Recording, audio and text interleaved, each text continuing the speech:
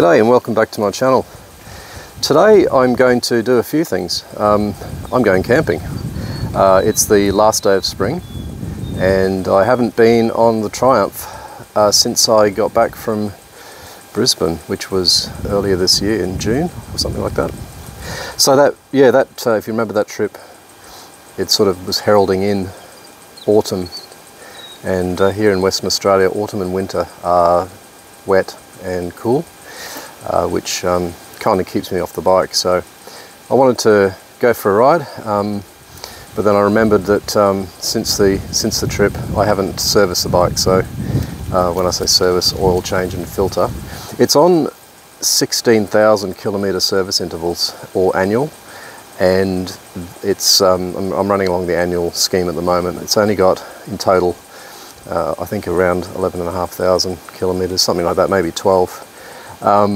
And almost all of those exclusively have been at very low highway speeds, where I went, across Australia and back.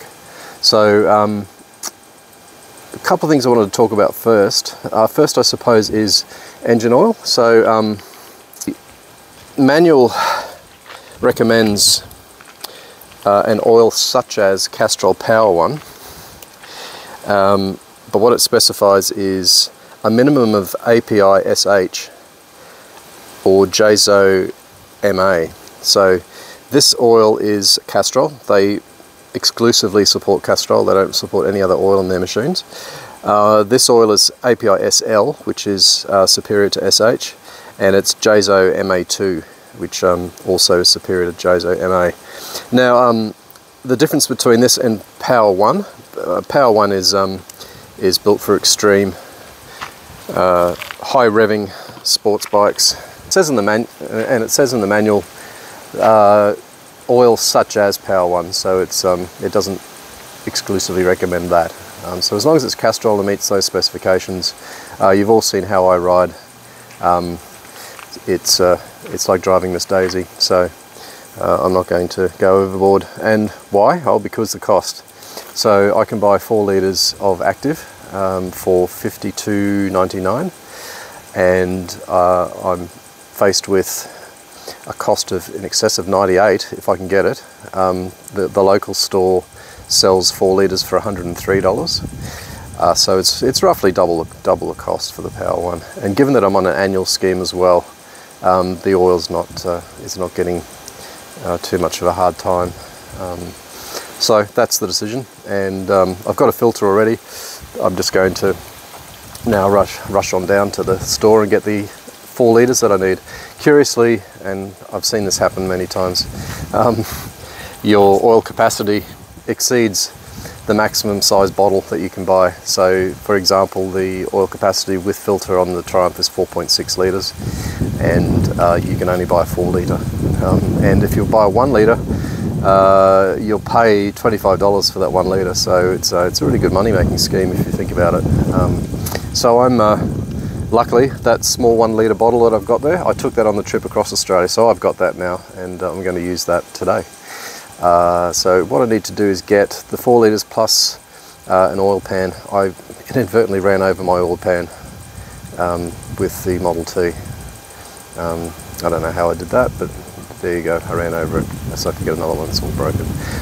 While I'm here, before I go up to the house and get in the car, I'll show you the proposed route for today. Alright, so I've got my trusty map of Australia. It's showing its age, please excuse that. So heading over here to Perth, where we are now, you can probably see the green circle on the map there. That's where I'm currently. Where I'm heading to is a place in between up here, Greenhead and Jurien Bay, and the route's pretty straightforward. So go from here across to the coast. That yellow coast road takes me all the way up to Sandy Cape. So it's about 240 kilometres, 2 hours and 45 minutes according to Google Maps, and that's going to be pretty laid back. I'm going to keep the speed to posted limits, obviously, but I'm not going to be babying it this time. I'm not trying to manage fuel economy. I'm going to get there in a reasonable amount of time. I'll leave at roughly 2 p.m. I don't want to be sitting on a sand dune for hours in the sun. I'll only have the $14 tent for shelter. So yeah, if I get there as close to sundown as practical to give me time to put the tent up, etc., and that's what I'll be doing. So, all right, so heading off now, grab some oil. I'll take you through the oil change. It's a bit unique. Some of you may not have seen a Triumph Rocket 3 oil change, so I'll run through that. Catch ya. All right, I'm set up here and I am sweating like a pig. It's mid-30s today and I'm in my shed, which isn't cooled by any stretch of the imagination. So I'm not going to show you how to do an oil change. If you subscribe to my channel, I think you've probably all got a fair idea what's involved there. But this might be useful just to show you a where is type of fare, i.e. how do you get to the oil filter, how do you get to the drain plug. This is on this bike. All right, so drain plugs. There are 3. This is a dry sumped bike. And it has 3 drain plugs. They're all under, and they're all an 8mm Allen key type arrangement. When you look under here, you'll notice there's more than 3 8mm. There's one here, there's one here. Actually, that's smaller than 8mm, and that is smaller too. So it's this one. You can see them they've got the crush washer under them, so it's pretty easy to identify them. There's one there, one here, and one there. So yeah, crack those off. When you do them back up again, 25 Newton meters. Now the oil filter is at the front of the engine, in behind the coolant. There's a coolant reservoir in there, and it's sort of the bottom cowling there has to be taken off. I suspect there might be an engine oil cooler in there. So yeah, that's how you get the oil filter out. I'll just show you quickly, once I've got it off, what it all looks like. Okay, so bringing you in. This is the cowling, the surround for the cowling, held on at the bottom by 2 Allen head retaining screws. This is the grill that sits behind the cowling, something like that, upside down wise, and it's pressed in with sort of what would you call them? Just pegs, I suppose. And there's 2 retainers here that that you have to get off as well. That you don't necessarily have to take the grill off, just saying. I took mine off because there's lots of crap in behind it, which I'm going to clean off. So this coolant reservoir then rotates forward, and once you've done that, you can have access to the oil filter there. Your fingers on it right there. So that's the oil filter. So I can come in here and get that oil filter off. Actually, made a mistake here. I can see another retainer. It's probably 4 retainers, hey? Sorry, it's probably 4 retainers. I haven't had this apart before, obviously. I don't do annual oil filters, even though it says so. An oil filter isn't going to degrade over the course of a year. They're not age based, they are certainly kilometres based. Yeah, okay, well I can't find that other little clip. I'll look for it later. Now, one of the specialist tools you are going to need to do an oil filter change is an oil filter wrench, just like this one. This isn't a Triumph one, it is a small one which will fit a mini spin-on filter, as it turns out. I replaced the original cartridge with a spin-on. So you can't get your hand in there, way too tight, and the filter itself is on way too tight. So as you can see, it fits a Triumph one, and you are definitely going to need that. Okay, now if you do choose to remove the grill to clean in behind here, just take note that if you want to try and put it back again, and get the retainers in behind, you can't get the bottom ones in because the coolant reservoir is in the way.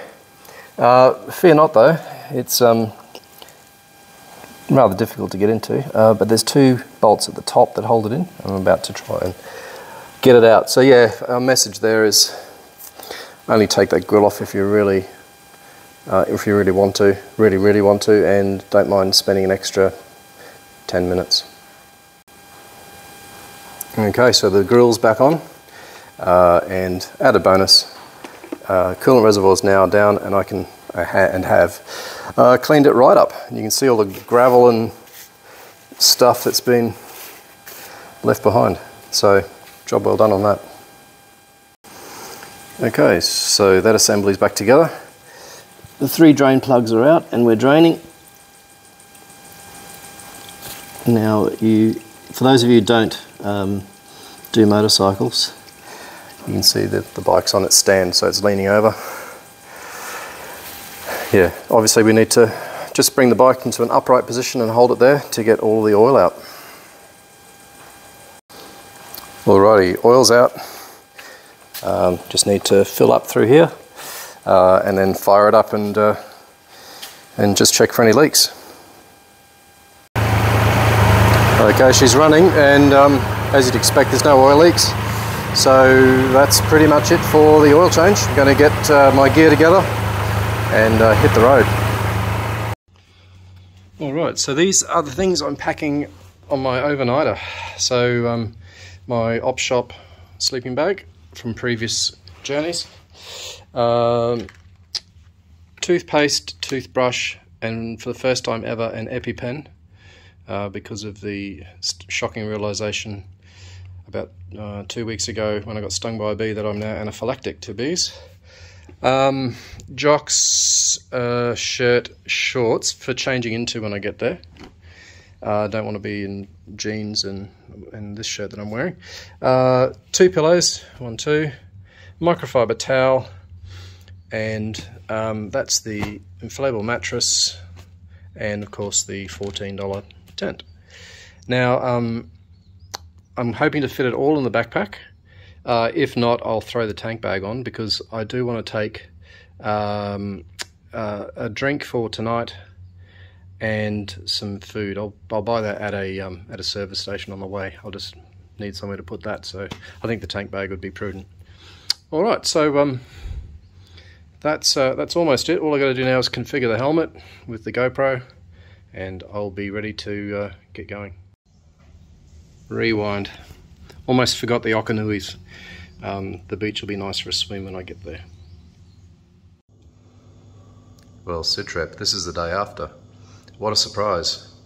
After I left you, which was after the oil change, I came up to the house and was looking for camera gear, specifically the GoPro that goes on top of my helmet. Now, not the GoPro itself, but the case for the GoPro, which is a clear, sort of a clear plastic case. Hunted around, I kid you not, for 2 hours, and then I just gave up and said, you know what, I'll go out tomorrow and try and resolve that situation. I've got a Hero 4, which is an older one, and they don't make the cases for them anymore. So what I've had to do, I bought this one, which looks suspiciously like a Hero 8, and this entire camera with all the fittings and the case and everything was only $49, so I bought that. Now, the necessary mod, so here's the Hero 4, the helmet microphone, which is that one there, it plugs into here. Now, there's never a provision in the case because it's a waterproof case for that, so I've had to drill a hole in it here, and that's where the plug USB can go in. The only other thing is it's a little bit of a loose fit in here, so I've got a nitrile glove which I use as padding and give it a bit of a wedge fit. As I've checked the wiring in the helmet, I've noticed that the wire there is almost, well, it's at least exposed, it's not broken through yet.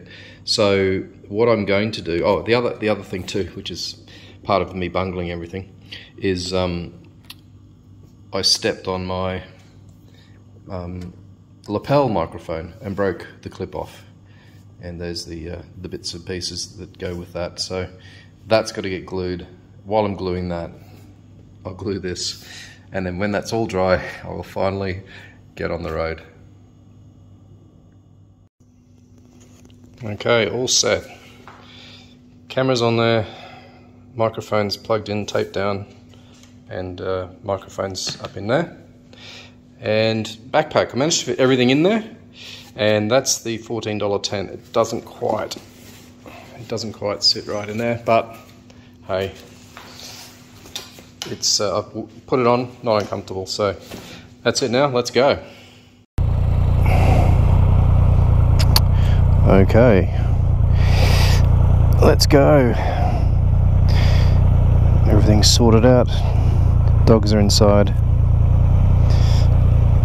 All I've got to do is get some juice. I've only got a little bit less than half a tank, and I'll also get some air for the tyres. Feels good to be back. Jeez, you forget how responsive this thing is.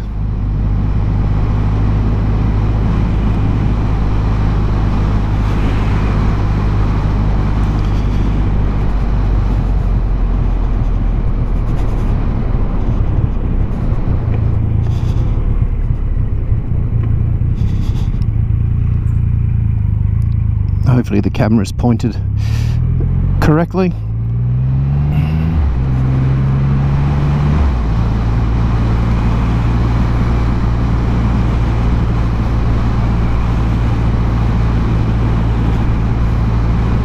Now we'll see just up here if there's any kangaroos to the left.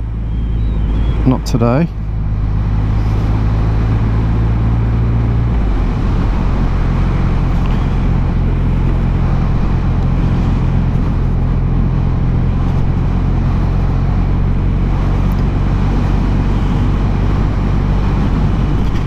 Pretty much guarantee there'll be some roos in about 2 minutes riding.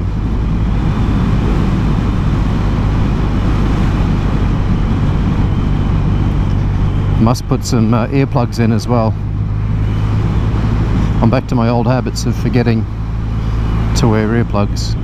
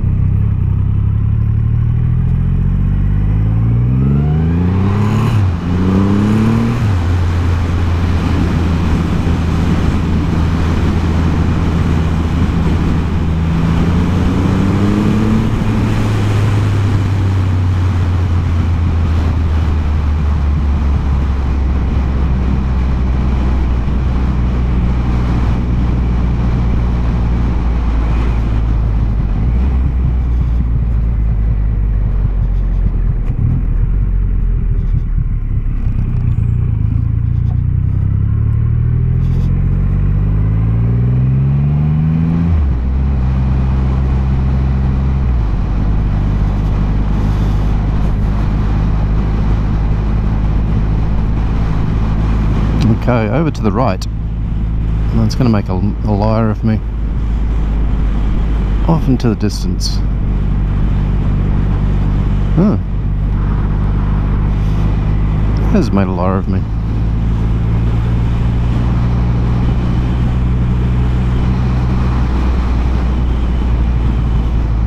Okay, well, servo's a fair ride from here. So I'm going to bring you back when I'm juiced up and ready to go.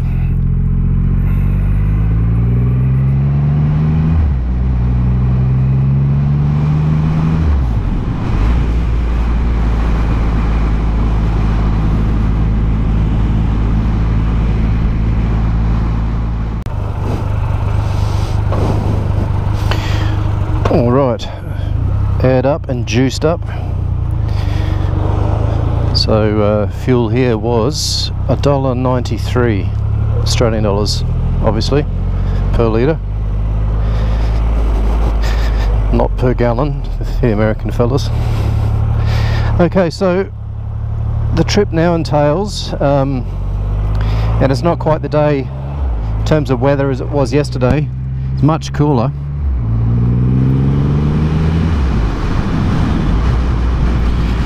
It's only about mid-20s today, where it was mid-30s yesterday.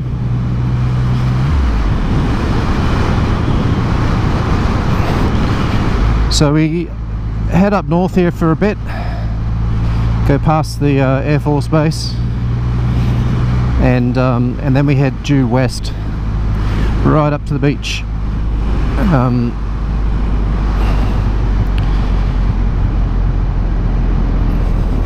To our right are the foothills, the escarpment of Perth.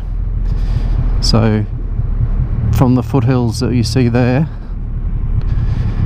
the Swan coastal plain runs all the way out to the beach, and would it be a distance of about 25 kilometers, and the coastal plain is roughly 400 kilometers north to south. It's probably a little bit more. It's a long way in any case, if I got the number wrong.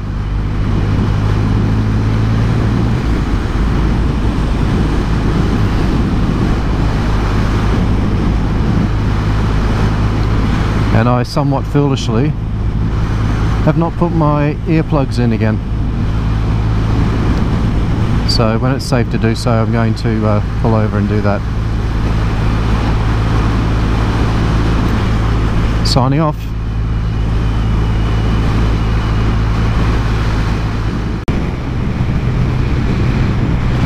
Okay, Sidrat, the road I was intending to take, Neves Road, was closed. Just a small section of it was closed, and they had detour signs up.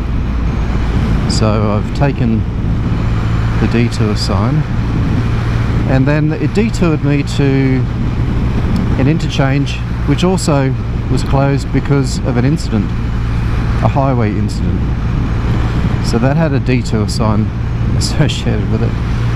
So now I'm not sure where I'm going, but it's all about the journey, not the destination. So there you go. We're on the Brand Highway. Hopefully this will take me up along the coast.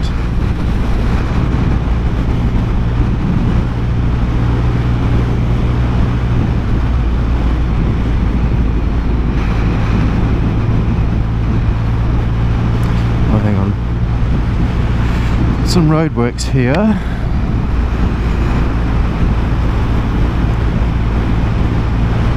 I see a detour sign.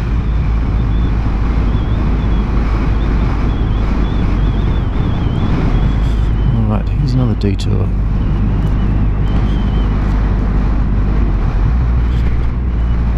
Now I want this to take me down to Neves Road.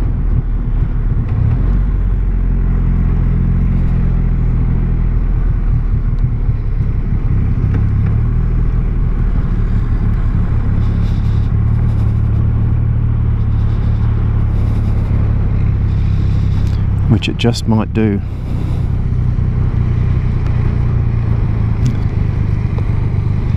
It's a baby road train.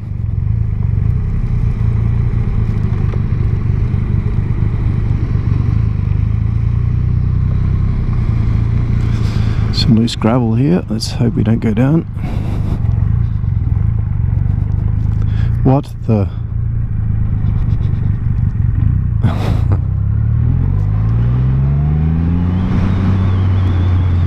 Okay, detoured to a dead end. Good, good. That's pretty great.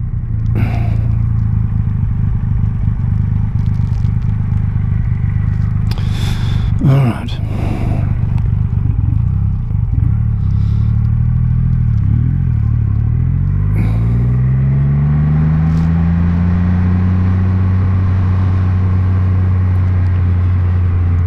everyone's following the detour, which actually turns into a loop back on itself. That's brilliant. Oh, I love your work. Okay, let's keep going down Brand Highway.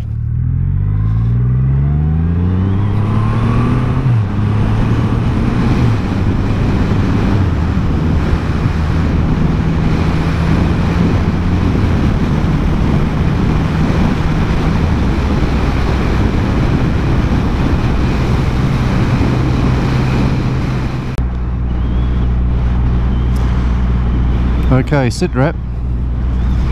Roadworks here, so I stopped at a red light for a minute or so. So pulled out Moogle gaps, and this route won't take me near the beach.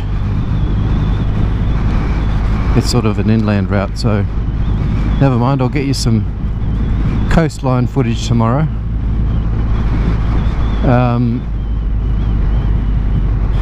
The disadvantage of this route is that there's some navigation required,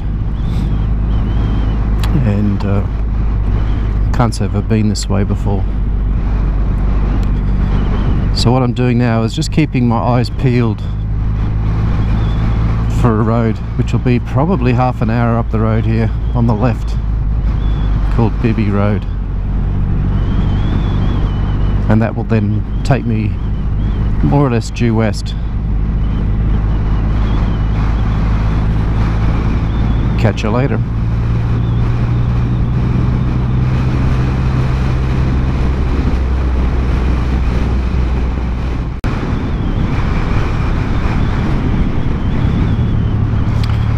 Okay, another sit rep. I had signage. The signage was giving clear directions to Indian Ocean Drive, or yeah, it's drive, I don't think it's road, which is the coast road that I'm looking for. So that's a positive outcome, because I really wanted to go along the coast and check out, you know, the ocean. So that's a good outcome. There's 110 km/h zone here. I just got passed by a dude in a ute, fella, and man, he had the wick turned up on that poor little thing. Must have been screaming. He flew past, and I thought I'd catch up just to clock him. Yeah, and he was doing 100 miles an hour. Anyway, I'll get back to it. I've probably got a half-hour drive to the beach from here. I'll turn you back on when I get there.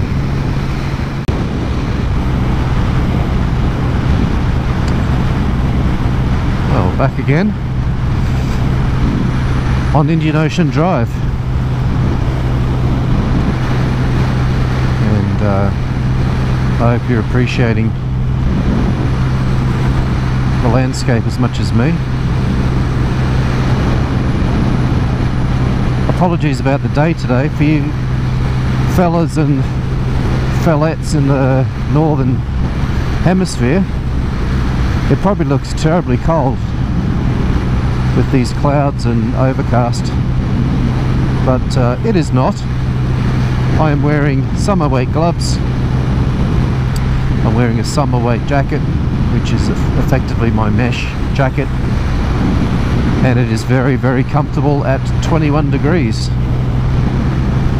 So very comfortable riding conditions.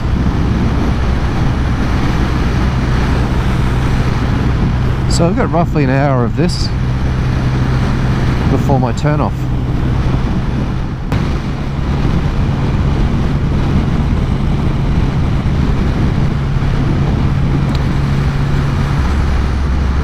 Alright, I'm going to try and give you a bit of a view out to the ocean from here as we get a breakthrough.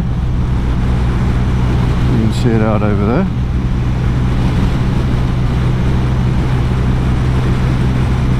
It's picturesque. Unfortunately, it looks very wintry. I'm not going to get much of a sunset tonight. Being on the west, it sunsets over the ocean, which is pretty spectacular. So I think you've missed your sunset, but I'll try anyway.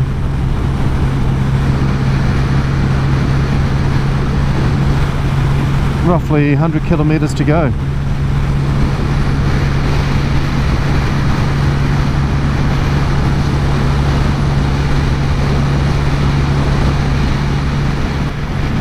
Well, that'll be the ocean.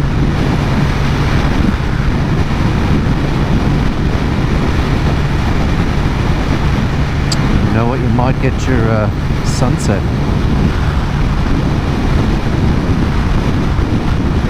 Right, here we are, the little township called Jurien Bay. It's right on the highway here, so I haven't had to deviate to get here. Now this is where I'll be getting fuel on the way back. According to the gauge, I have 83 kilometres left.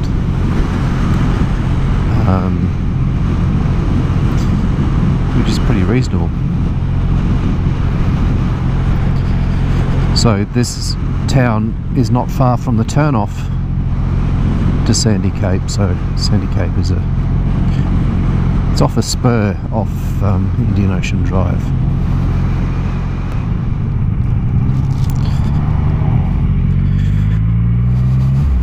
Okay, so pardon me for getting bloody overtaken just there. This is the way into Sandy Cape. Bitumen initially, but then we'll see some gravel road, unsealed. There's not that much of it, and it's not rough. It just needs to be taken slowly and carefully.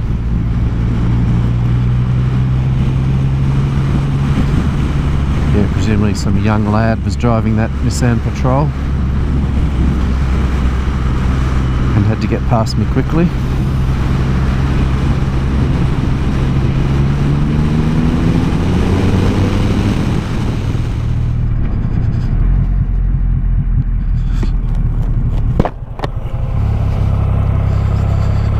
And yes, it does.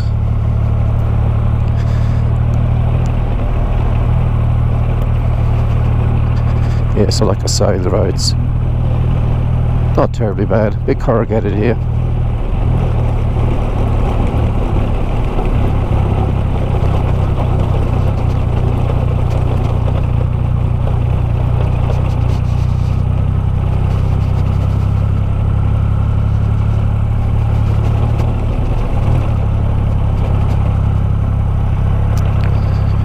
Yeah, just take it pretty easy.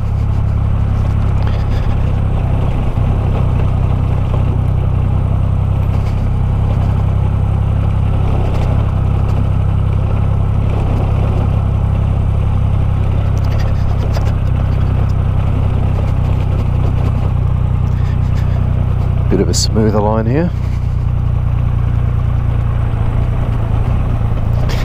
And here are the camping spots.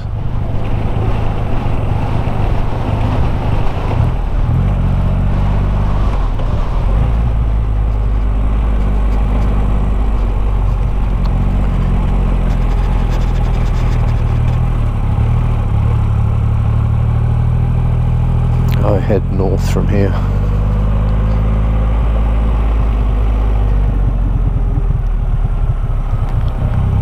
Couple of people around.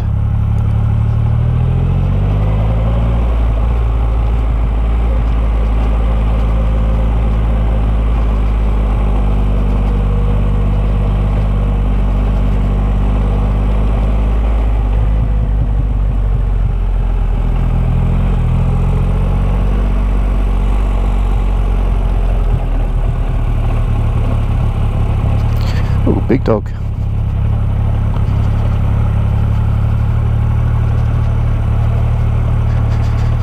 Yeah, well, if you're in a van, geez, you had much luck of finding a spot.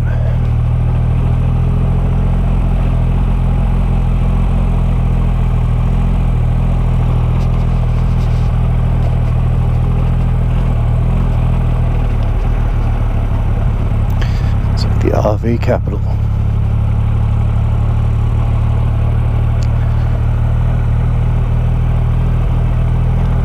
I am surprised at how busy it is.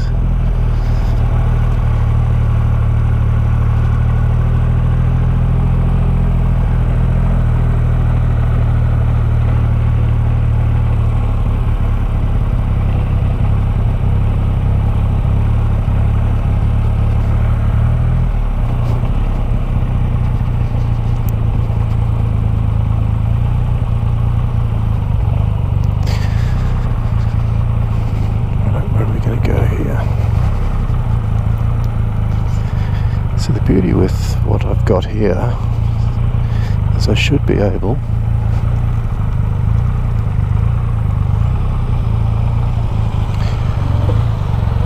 just to hike with my backpack, find a spot.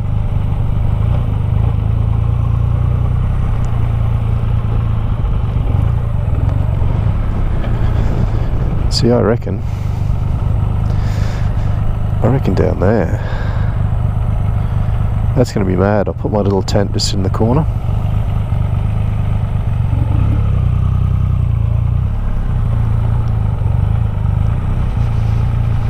There's even a spot there. I might grab that.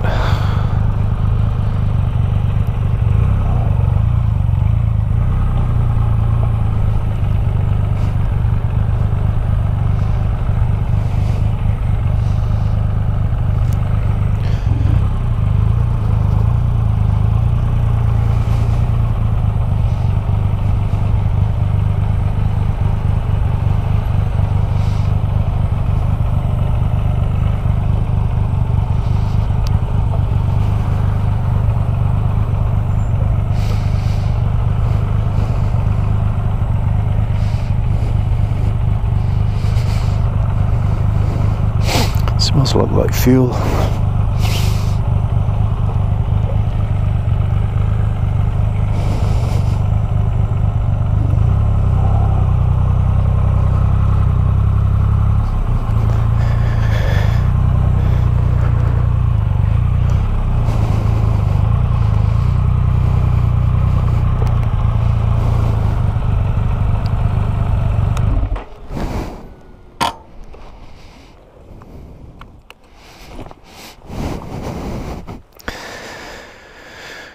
Okay, that's us. Okay, so this is where I'll be setting up for the night. Found a nice level patch just here where the $14 tent will occupy quite comfortably. So this is sort of side by side with a RV. But they'll keep to themselves. Everything else is pretty much taken. So this is the Triumph rocket. For those of you who haven't seen it before, that's my dinner, just warming up there. Yeah, it's a 2.5 litre 3-cylinder shaft drive. Very much in the cruiser, sports cruiser I think you'd call it. You know, really big brakes, heaps of power, and all around a very comfortable bike to ride. So I'm going to wander up to the beach and show you that for a sec.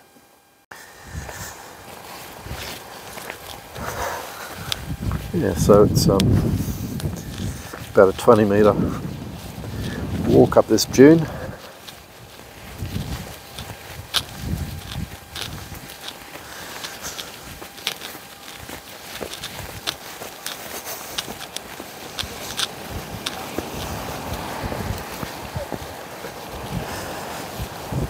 we have one of my favourite places on earth.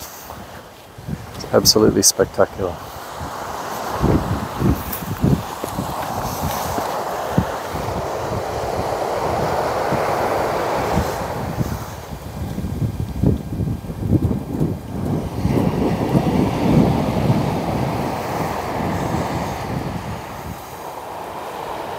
And I'm just down beyond that RV in the centre of the shot.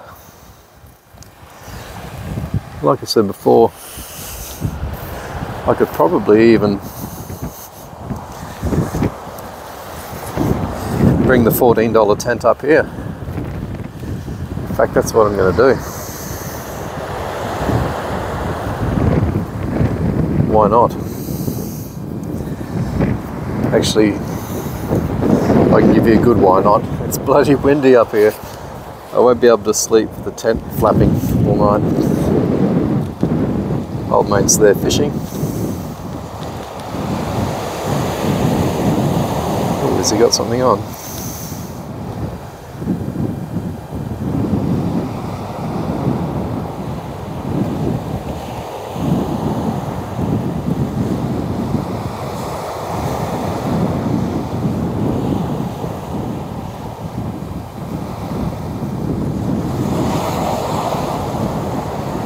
Nah, it's seaweed.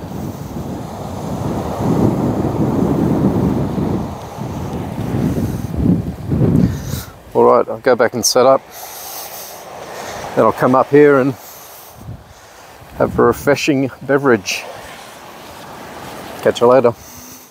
All set up. I'll show you my boudoir.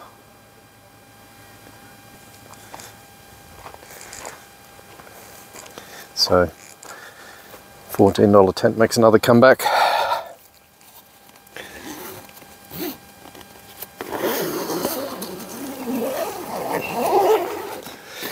Everything you could want, and that's how I fit in there, diagonally.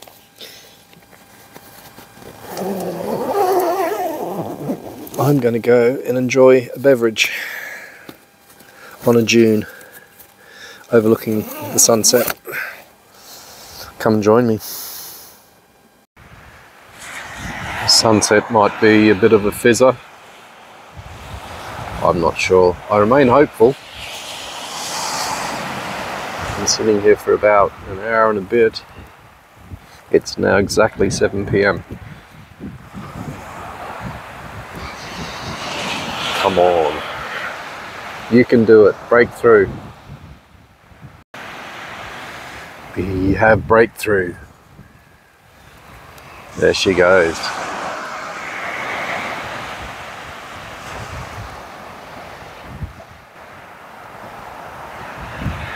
Well, I think that may be all we're going to see.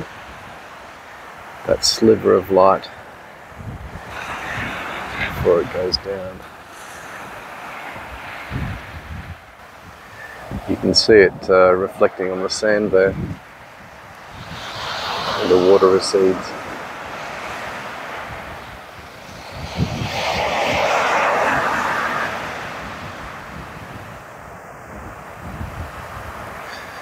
Oh well, goodbye 1st of December.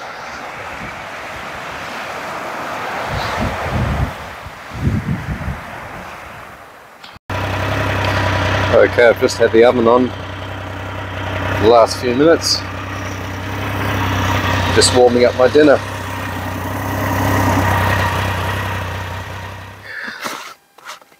Okay, so what is for dinner, I hear you ask? You shouldn't ask. I have the cheese Kransky. I'm going to enjoy that. And on that note, good night. And this is the view out in twilight. There's bush. There would be a surprising amount of snakes in there. If you stomped around, you might scare some out. But combined with the sound of the surf, the white noise, it's lovely. Lovely afternoon. Well, viewers, we survived. It's 4:45 in the morning. I've been awake for about half an hour. The birds.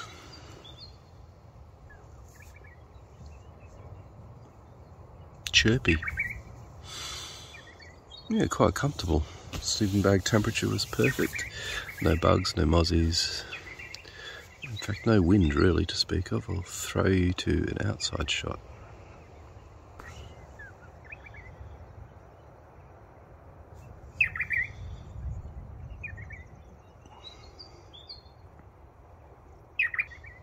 Very comfortable.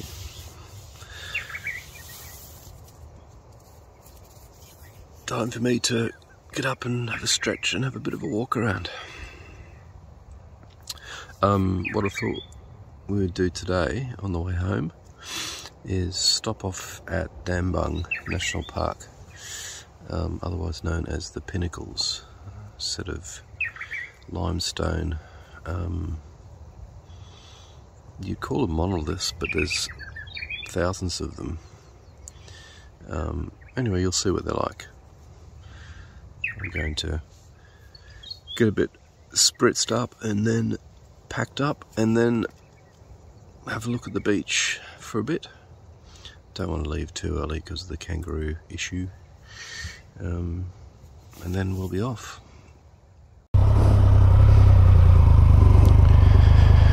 Alright folks, it's 6:10 and I'm heading off. Very pleasant evening and night. When I was packing the tent up, I got somewhat of an explanation as to why it was so kind of comfortable in the tent. It was that the ground temperature was really warm, but the air temperature was quite cool, so yeah, it was good. So in the previous clip I promised you a look at Dambung National Park. We got the Pinnacles. Now I looked online and the park doesn't open until 9:30, so yes, that's not going to happen.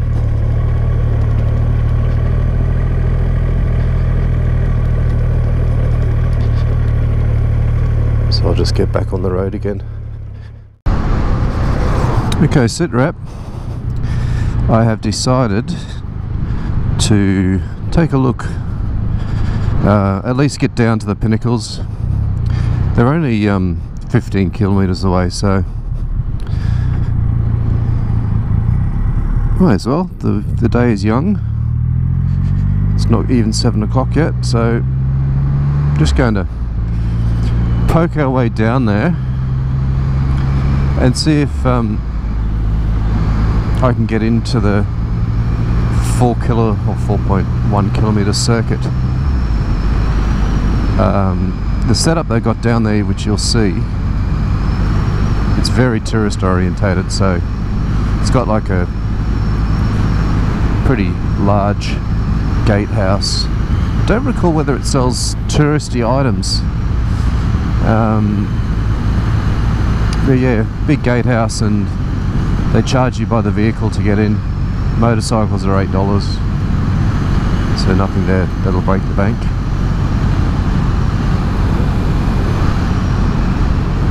So the little town here, local pronunciation is Cervantes.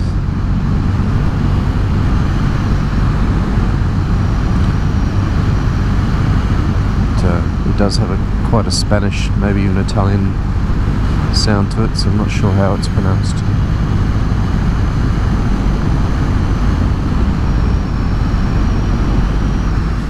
Okay, the Pinnacles Discovery Centre is left, so that is where we're going. Pinnacles Desert Discovery, Dambung National Park.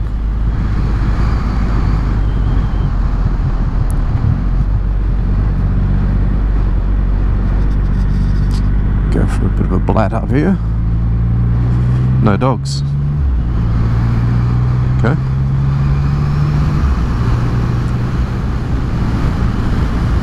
Okay, so here's a warning sign. We've got emus here. Emu country.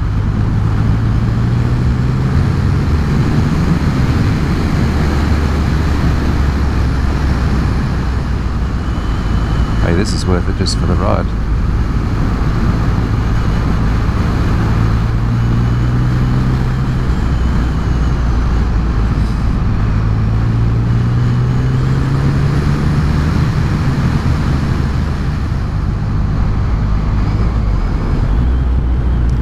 Got some mini pinnacles there.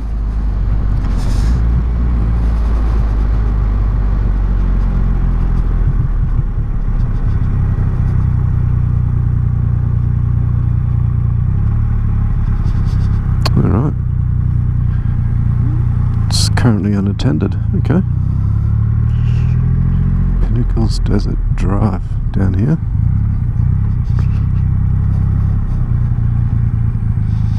Must be down here. Yeah.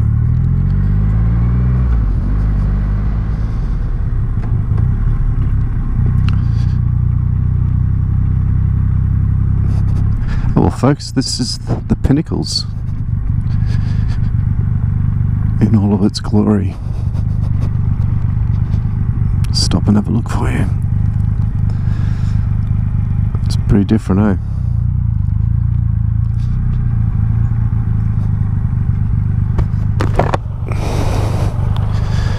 One way only.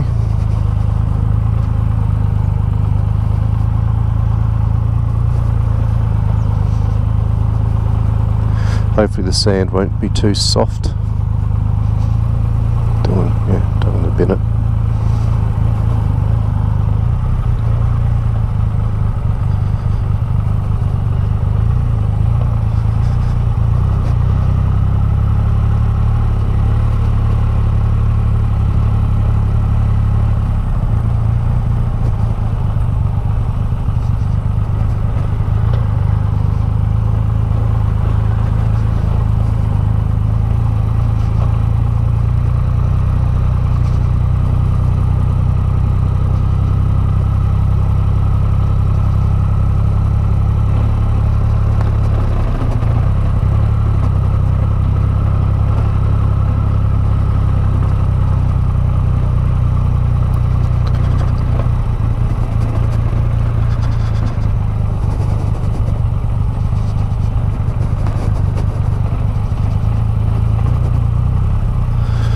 I'll just pull over here and I'll go on a little bit further and then take a couple of photos.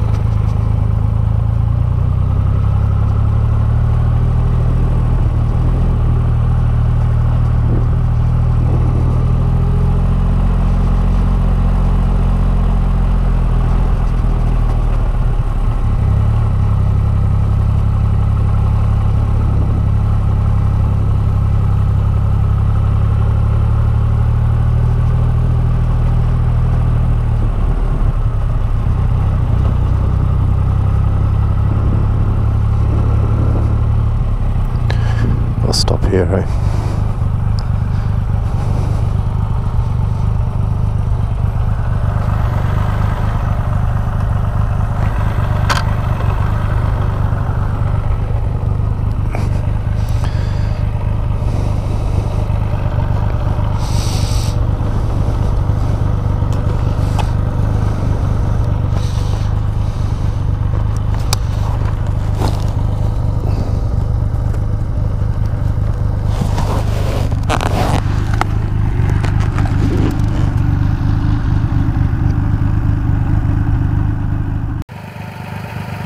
Well, here we are, folks, at the Pinnacles, and it's quite a picturesque little place.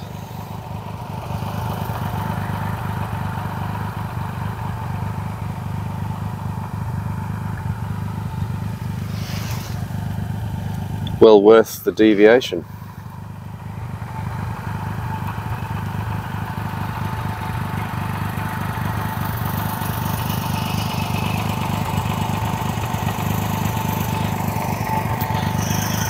Alrighty,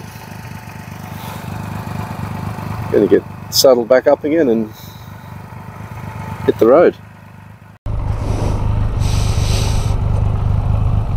Okay, photos done, and we'll scoot off.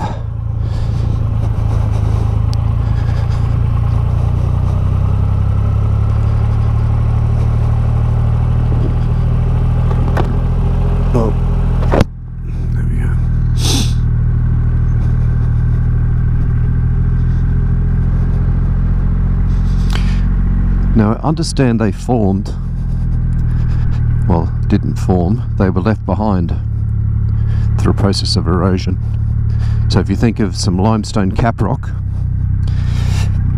being steadily eroded over time and leaving behind pieces of that cap rock, that's what you got here. There's a bit of cap rock up there.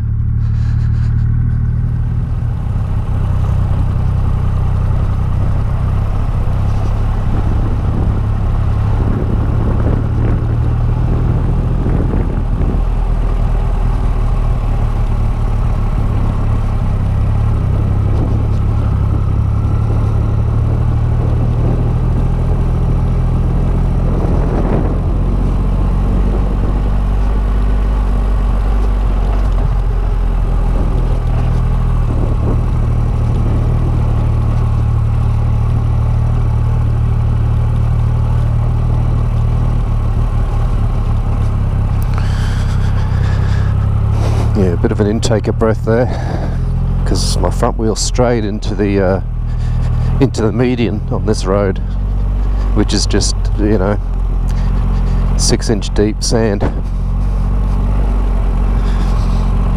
and steering got a little bit woolly for a little bit.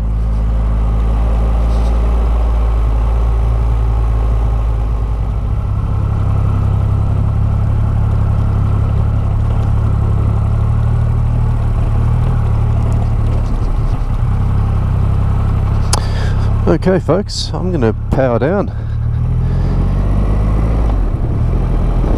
Giving you a bit of a taste of what's in this region. Now the drive home is very much like the drive here, which you will have already seen, so I'm going to switch things off and bring you back close to home, or possibly at home. Catch you then. Okay folks, well, on the home straight now. Just come in the back way around the back of the golf course. So yeah, in summary, that was a very pleasant short trip. Some good riding, and that was the purpose, and nice camping spot. I got in just before school holidays took off.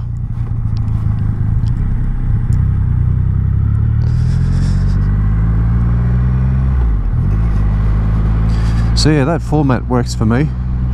Leave late afternoon and then arrive not far from dusk, and then get up pretty early and head back. Yeah, so at this point I'll sign off, and thanks for watching, and I'll catch you on the next one. won't be too far away.